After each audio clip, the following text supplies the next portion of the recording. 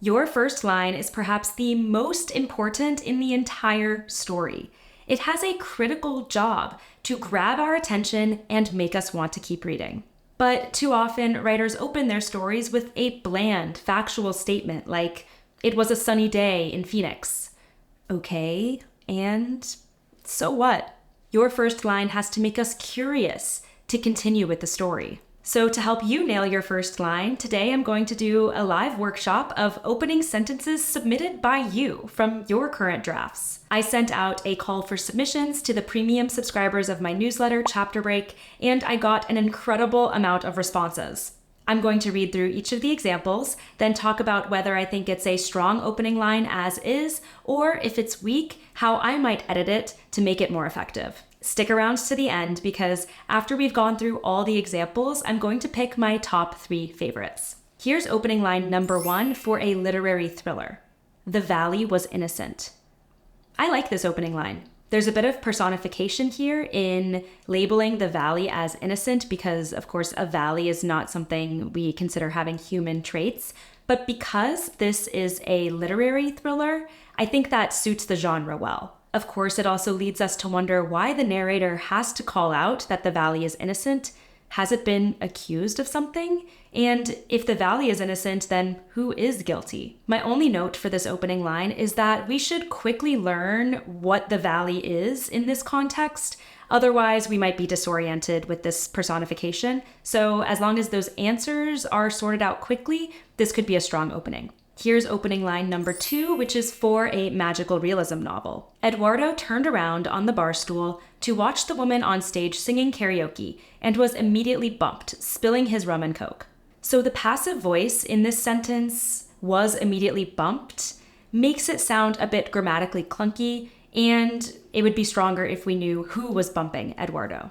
While I do appreciate that the author centers us in immediate action and sets the scene of the karaoke bar, I wish we got a bit more insight into how Eduardo is feeling about his situation and where he is. As written, it reads more like just a factual statement than something coming from within Eduardo's perspective.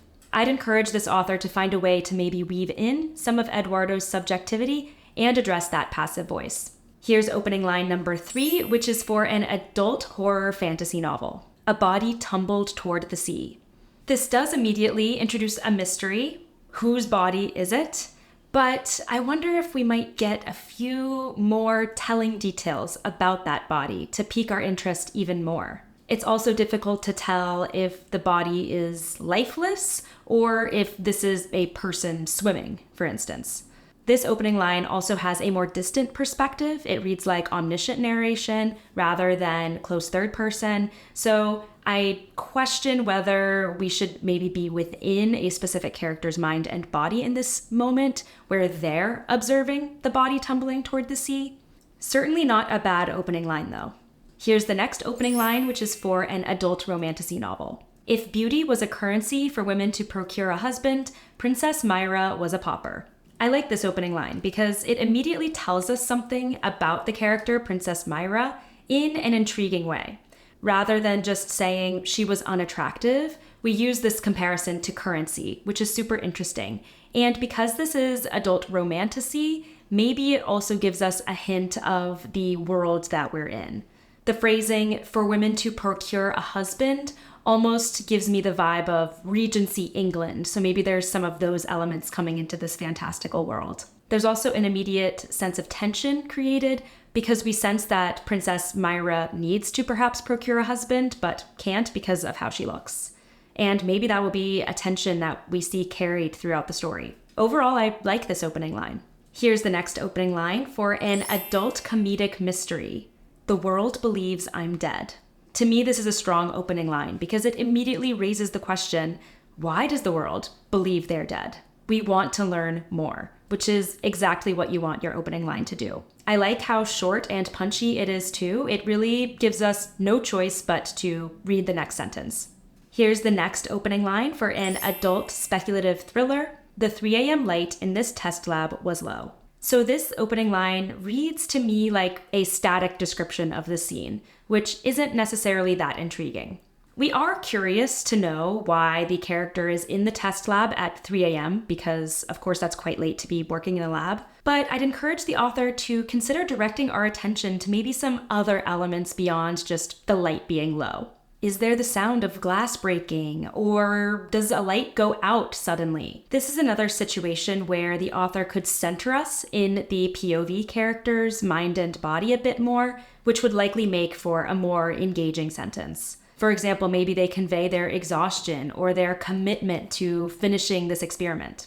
There's definitely some interesting potential here. Here's the next opening line from an adult steamy romance novel. Cole Castile barged into his former fiancée's bridal shop, clutching the industrial-strength garbage bag in one fist, the last of her things stretching the heavy plastic. I like this opening line because it immediately places us in the scene and tells us quite a lot about the characters in very few words. We know that these two characters have just broken off an engagement. We know that the female character owns a bridal shop, and we know that the male character is getting rid of her things. My one suggestion here would be to go even further with providing us more subtle character detail by naming one of the items that is stretching the plastic. Rather than just saying the last of her things stretching the heavy plastic, what if it was her cat tree stretching the heavy plastic? Or her mother's antique vase stretching the heavy plastic? Including a specific item there will give us even more detail about the fiancé character. Here's the next opening line from an adult fantasy novel. Idrala drew in a ragged breath. This one doesn't give us enough setting detail or enough characterization to really understand the context and therefore what to make of this ragged breath. As a result, it reads more like just a factual description and isn't all that intriguing. Try to indicate here, what is it that's causing Idrala to breathe raggedly? Or what thought is passing through her mind as this is happening? Or where is she? There are different ways you can provide just a bit more context, but that will go a long way in making this more intriguing. Here's the next opening line for an adult thriller. Shall we burn them all, father? The rectory helper asked as he leaned forward to get a better look from the oil lamp's light. I generally don't love opening novels with dialogue because we tend to need a lot of context to understand what's going on, but I don't hate this one, honestly. That's because the author gives us a good amount of detail in the dialogue tag. In this case, we know it's the rectory helper speaking, which tells us not only who is present in the scene, but also where we are physically. We also know that the other character in this scene is the rectory helper's father, which is helpful. So the author does a good job giving us context here. That said, I really wish I knew what them all was referring to, because otherwise I don't understand the stakes of burning them. It sounds severe, but they could just be burning old receipts for all I know. Of course, we'll probably learn what this is referring to in the next sentence, but the author might consider bringing it into this sentence with the section, as he leaned forward to get a better look. What is he looking at?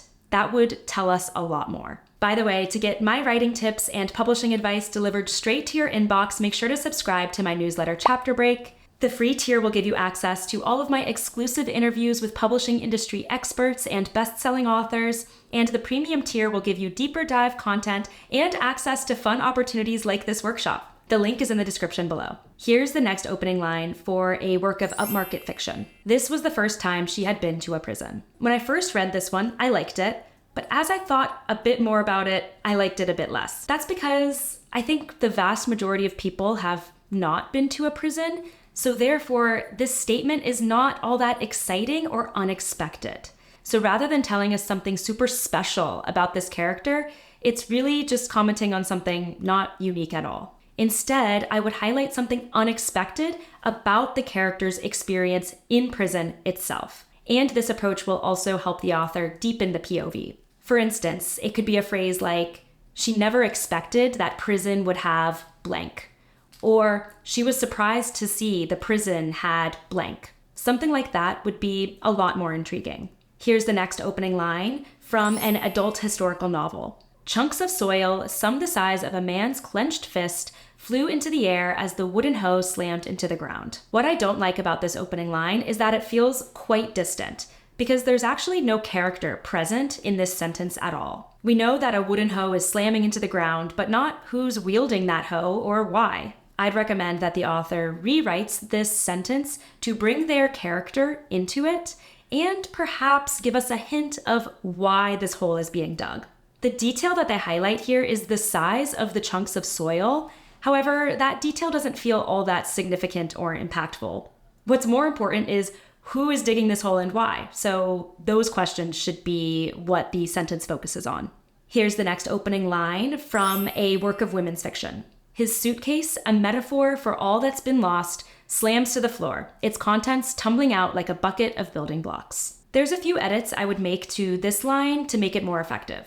First, I would take out the phrase, a metaphor for all that's been lost, because it feels a bit like weak writing to call out the metaphor in the text itself. Rather, you should allow the reader to make that conclusion and interpretation for themselves.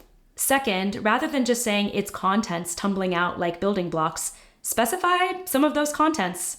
Because whatever the male character has in his suitcase is going to tell us a lot about him, and it's going to give you opportunities to create intrigue.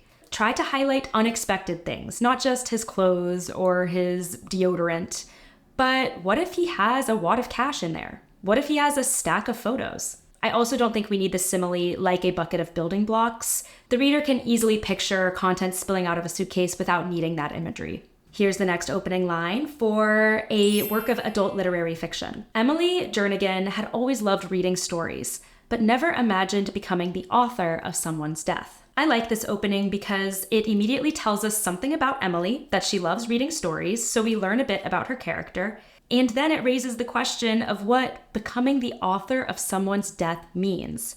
That's an unexpected turn of phrase that suits the literary aspect of this story well. And of course, it makes us wonder who died and what did Emily have to do with it. Here's the next opening line for an adult urban fantasy novel. I tallied up the magazines on my cot, then did it again. I don't necessarily feel the urge to continue reading after this sentence. First, I don't know what type of magazines they are, and I don't know why the narrator is tallying them, or really what exactly that means. Are they just counting them, or are they doing something else with them? Also, we're in first person here, so it'd be helpful to know how the character feels about this act. As written, it sounds like a mundane, boring, routine act, but maybe there is something more intriguing about it that the author could highlight. Honestly, the most intriguing part about this line is the mention of the cot, because I wonder where this character is exactly. So maybe the author could pivot to describing the setting instead. Here's the next opening line from an adult historical novel. The nurses flickered like shadow puppets cut from buffalo hide, blurry, sharp, then gone again. This sentence sounds quite beautiful and poetic. There's a nice rhythm and cadence to the language. However, I don't quite know what it's saying when I dig into it. Specifically, there's a lot of layers of images upon images that aren't really adding up, so I can't make sense of this sentence. First, it says the nurses flickered like shadow puppets, but I don't really know what that means. Are the nurses' whole bodies physically going in and out of existence? Or is this referring to them moving about a space erratically? I don't really know that the comparison to shadow puppets really tells me what that means. Then we get another layer of imagery on top when it says cut from buffalo hide. Blurry, sharp, then gone again. I don't understand exactly how blurry, sharp, then gone again is referring to buffalo hide exactly. Then I don't know what to make of the shadow puppets being cut from buffalo hide. Is that referring to the physical texture or something else? I would encourage this author to use more straightforward language so we understand what exactly is happening physically in this scene, and maybe narrowing in on one of these images rather than putting so many of them in one sentence and obscuring the meaning. Here's the next opening line from an adult thriller. Logan spotted his reflection as he pushed through the glass door. His eye was already turning black. I like that there's immediately intrigue created around Logan's black eye. We want to know when he got it and how, of course. But there are a couple of tweaks I would make here.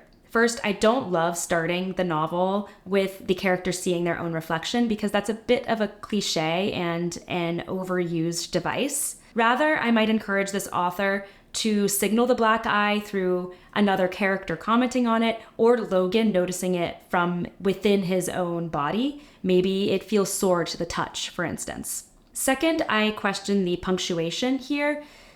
Really, these two phrases are independent sentences, but they're put together with a comma. The phrase, his eye was already turning black, is in itself a full sentence, so really that should be a semicolon. Or it could be revised to his eye already turning black, and you take out was, and then it makes sense for there to be a comma there. Overall, a couple of tweaks could make this one really intriguing. Here's the next opening line from a thriller. At 3 a.m., Cora tastes metal. I really like this one because it's unexpected. Tasting metal at any time is a bit concerning and usually signals there's blood in the mouth of some kind. But then, because it's at 3 a.m., there's an added layer of intrigue. First off, why is Cora awake at 3 a.m., or did she wake up because of the taste of metal? I have questions and I want to learn more, so I think that's a strong opening line. Okay, we have time for one more opening line. This one is from an adult historical novel. Death is a gift that brings forth the best in people, because when they have nothing else left, they think about what is most important to them. To me, this doesn't quite read like the start of a historical novel. It sounds more like the start of an essay about death or a philosophical rumination. I'd encourage this author to instead consider what their character thinks about death, and perhaps highlight that, rather than having some unknown, all-knowing narrator make commentary about death. How does your character feel about death? For example, a revised line could be something like, character didn't realize what was most important to them until blank's death. That would be a lot more intriguing and bring us directly into that character's experience. And it would also give us more context for whose death we're talking about. Thank you so much to all the authors who submitted their opening lines. And now I'm going to select my top 3 favorites. This is going to be really hard. Okay, drum roll. My top 3 favorite lines are, the world believes I'm dead. Emily Jernigan had always loved reading stories, but never imagined becoming the author of someone's death. And at 3 a.m., Cora tasted metal. You can totally tell that I love thrillers because 2 out of my 3 favorites had a mention of death. But I'd love to hear what your favorite opening line out of these were, and I'm sure that the authors who submitted them would also love to hear it. So drop me a comment letting me know. Now, nailing your opening line is a critical first step. But once you have it down, you have to make sure your entire first page delivers or readers will bail. So watch this video where I reveal the 7 biggest mistakes you might be making on your first page. Thanks so much for watching and happy writing.